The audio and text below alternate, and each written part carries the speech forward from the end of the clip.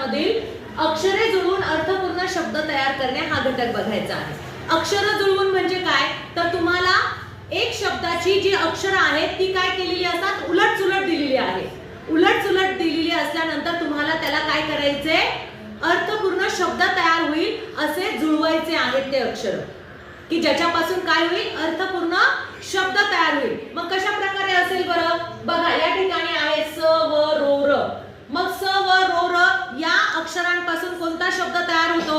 मग आता तुम्हाला शब्द तो समजत नाही, ठीक आहे, आता कसा तयार करायचा हे तुम्हाला माहिती नाही. मग काय करायचं, लक्षात ठेवायचं, ऑप्शन असतात ना, ऑप्शन वाचायचे.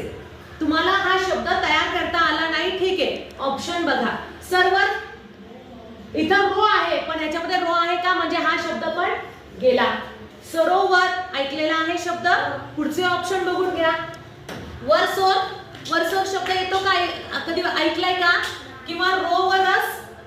मग कोणता शब्द तुम्ही ऐकलेला आहे रे, सरोवर. कोणता शब्द ऐकलेला आहे, सरोवर. म्हणजे याला जर तुम्ही सरळ केलं तर कोणता शब्द तयार होऊ शकतो, सरोवर. जर तुम्हाला शब्द जुळत नाही तर तुम्ही काय करायचं, ऑप्शन बघायचे. ऑप्शन मध्ये ते शब्द शोधायचे की ज्याचा शब्द, तो शब्द तुम्ही कानावर पडलेला आहे, तो ऐकलेला आहे. आता पुढच्या कशा प्रकारचा प्रश्न तुम्हाला विचारला जातो, की दिलेल्या शब्दाला अर्थपूर्ण शब्द तयार करायचा आणि त्याच्यामधलं पाचवं अक्षर कोणतं ते ओळखायचं. मग हे अक्षर तुम्हाला पा र व न ठा नी पू. पाणी पुरवठा, पाणी पुरवठा हा शब्द तयार होतो, बरोबर आहे.